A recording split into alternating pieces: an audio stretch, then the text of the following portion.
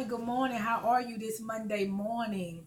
I want to chat with you this morning about self-control or self-discipline. Self-control. That's the word of the week for this morning. Self-control, or you can say self-discipline. Another word for self-control in the Bible is temperance, and it's actually one of the fruit of the Spirit.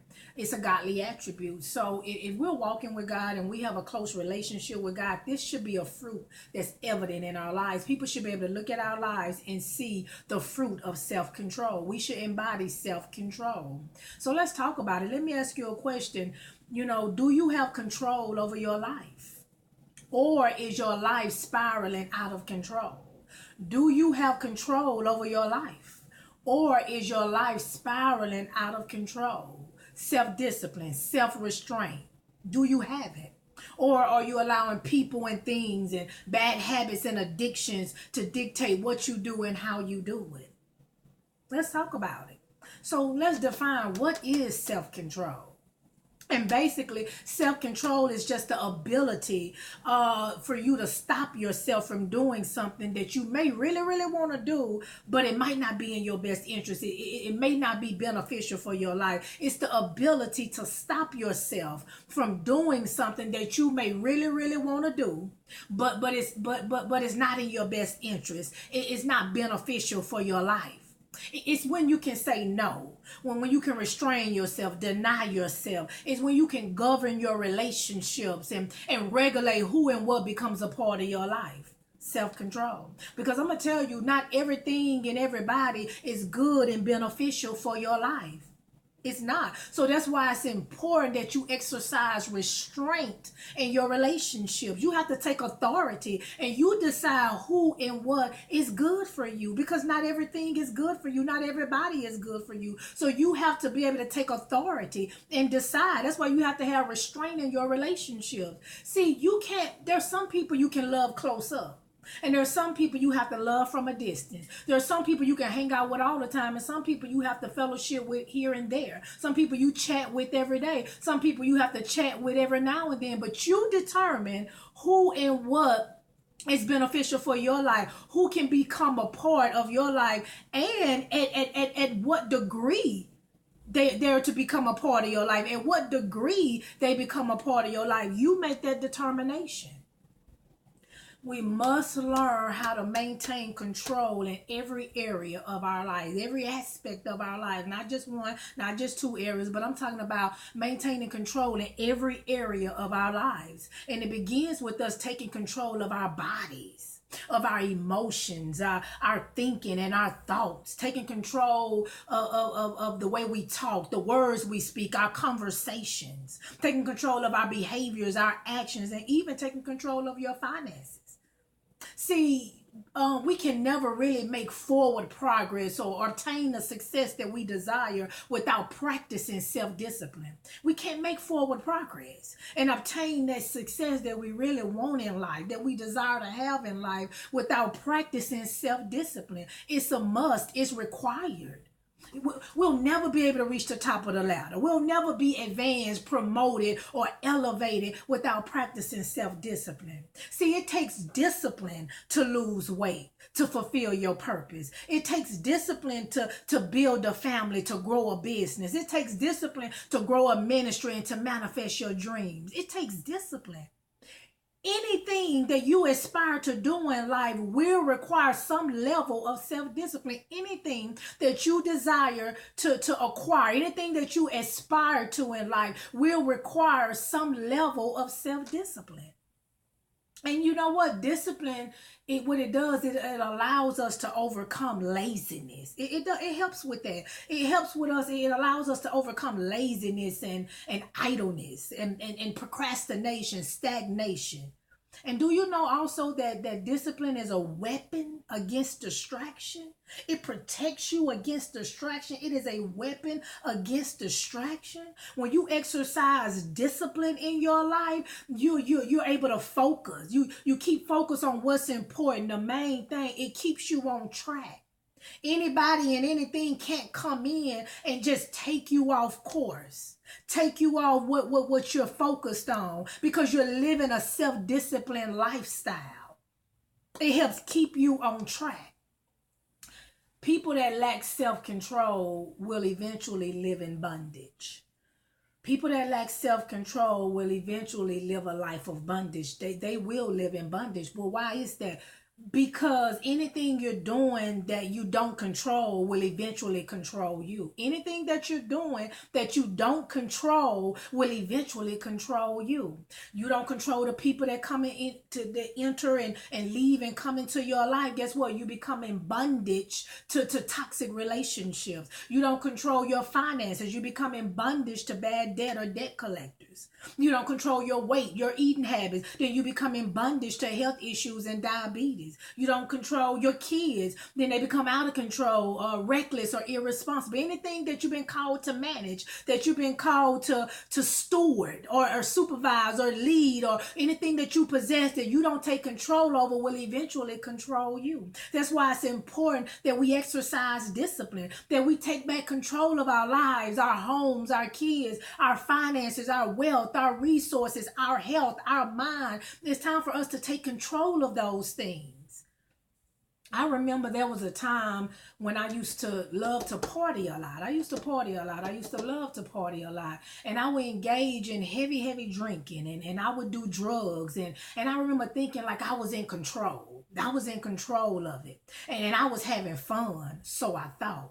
Fun turned into habit. Habit turned into addiction. Addiction turned into bondage. Now, the very thing I thought I was in control of was now controlling me. It had to become my master, because I really never was in control in the first place. What I learned is you will never have control over bad habits and addictions and sin and ungodliness and wickedness. You'll never have control over that. See, the Bible says when you continue in sin, when you continue in ungodliness and bad behavior and wickedness and evil, when you continue in it, you become a slave to it.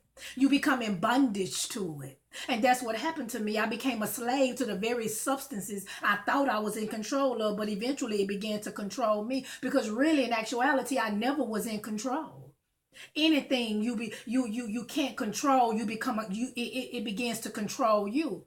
So guess what? Now that those bad habits and addictions and the things that you're doing, ungodliness, it becomes your master. It's now controlling you. It is your master. But one of the ways you can fight against that and guard against that is that you maintain self-control. You have to tell yourself, okay, I refuse to be a partaker of that. I would not engage in it. I would not indulge in it. I will not allow that to influence me. That's how you guard against it. Don't try to do it and think you're going to control that. No, you become a slave to it. You say, I'm going to control myself, and I'm going to make sure that I discipline myself and my desires and my want to. And I'm going to decide I'm not going to participate. I'm not going to engage in it. I will not be a partaker of that. And that's how you guard against it. You have to maintain some self-control. So let me leave you with this word, Hebrews 12:11, and I want to read it to you. It says, no discipline seems enjoyable at the time. It's painful. But then it says, after the fact, there will be a peaceful harvest of right living to those that are trained in this way. When you're trained in discipline, to have a disciplined lifestyle, you will have a peaceful harvest of right living. See, discipline doesn't feel good in the beginning. It's never fun. It never feels good. It's never easy in the beginning. But as a matter of fact, you're frustrated. It frustrates you. It's challenging. It can even be painful, but it's rewarding. It has a reward. See, when you train yourself to live a disciplined lifestyle, there are rewards. That you reap a harvest of right living, a harvest of joy, peace, contentment, a life of increase. You actually live a fruitful life when you train yourself to live a disciplined lifestyle. You reap a harvest of right living, a harvest of increase, and you have a fruitful life. Just like when you start to exercise, you hate it at first. It's hard, it's painful, it's challenging. I don't like it, but the more you do it, the more you get used to it. And then you begin to see how it's beneficial for your life. You start school. You don't like it at first. I got to think too much. I got to study. It's hard. It's challenging. I don't want to do it. But the more you do it, the more you get used to it. Then you begin to see how it's beneficial for your mind, beneficial for your life. It's beneficial for your family.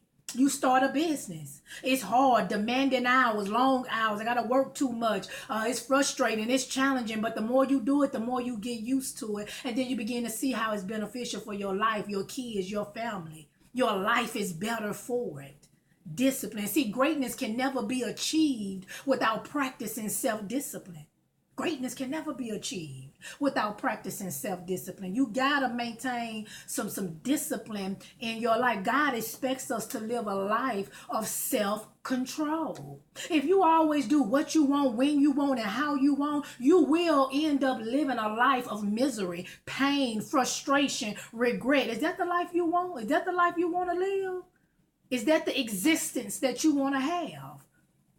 You can go ahead and deal with discipline now or regret later. I've actually heard it said like this: deal with the pain of discipline or the pain of regret. See, the pain of discipline is temporary. You eventually get over it. You get used to it. It becomes a good habit in your life. And it's beneficial and rewarding to your life. It reaps increase in fruit. But the pain of regret is long lasting. You regret for a long, long time. And it's way more painful and it lasts a long, long time. So you can go ahead and do the discipline now and get it out the way. Or you can go ahead and wait and deal with the regret. Who wants to deal with that regret? Long-lasting regret. So you have to make up your mind now that, you know what, I'm going to discipline myself. I'm going to maintain some self-control. I'm going to discipline my thoughts and my thinking, what I sit and meditate on. I'm going to discipline my words and my speech. I'm going to discipline my conversations and what I allow to come up out of my mouth. I'm going to discipline my actions and my behavior. I'm going to discipline what I do and how I do it, how I get up in the morning, how I use my time. I'm going to discipline what I put in my body, what I eat. I'm going to discipline myself, discipline my life, who I allow in my life. Discipline myself, not to allow everything and everybody to be a part of my life. So I won't have to be in bondage to the wrong type of relationships. Discipline. We have to maintain some self-control and our life will be fruitful. When you do that, when you exercise self-control, you will have a life of increase. Your life will be better for it. Your life will be fruitful. You'll begin to see elevation, promotion, advancement. God will accelerate you to the next level. You will go to the next level because discipline produces that. You get stuff done when you're disciplined. Yeah, you feel better when you're disciplined. You make progress. You move forward when you're disciplined. And when you maintain self-control, you don't allow anything to happen in your life. You don't just allow anybody, anything to come in your life and do what they want as they want. You don't allow it because you're maintaining self-control. You don't just do anything. You don't just go to any place and anywhere in any event because you have self-control. You have standards for your life. So I beg you today to start discipline your thoughts, discipline your actions, discipline the words you speak over your life, over your family, over your kids, discipline who you allow to come in your life. I really admonish you to do that on today. It's very important if you want to live a godly lifestyle, a fruitful life. It's very important. And so I'm out of time. I hope this word was a blessing to you. I hope it encouraged you. And I hope that you really think about this word self-control. I hope you think about how can I do better? How can I incorporate this in my life? Am I already doing it? Do I control what I do and how I do it? Do I control what my kids do? Am I controlling the words I allow to come out of my mouth? Or do I just say anything I want, do anything I want, act any kind of way I want? You know, think about those things and what is it producing? What kind of harvest am I getting from it? If you're not getting a favorable harvest, then it's time to do something different. I don't like my harvest. I don't like the fruit. So if you don't like the fruit, it's time to change the root. You got to start doing something differently so you can get a different type of harvest. You can see some different fruit in your life. That's what God wants from us. He wants to see us to live a fruitful life. He expects us to live a fruitful life. And so until we meet again, I love you. May God bless you. May the favor of God and the peace of God be with you and over your life this week. Love you.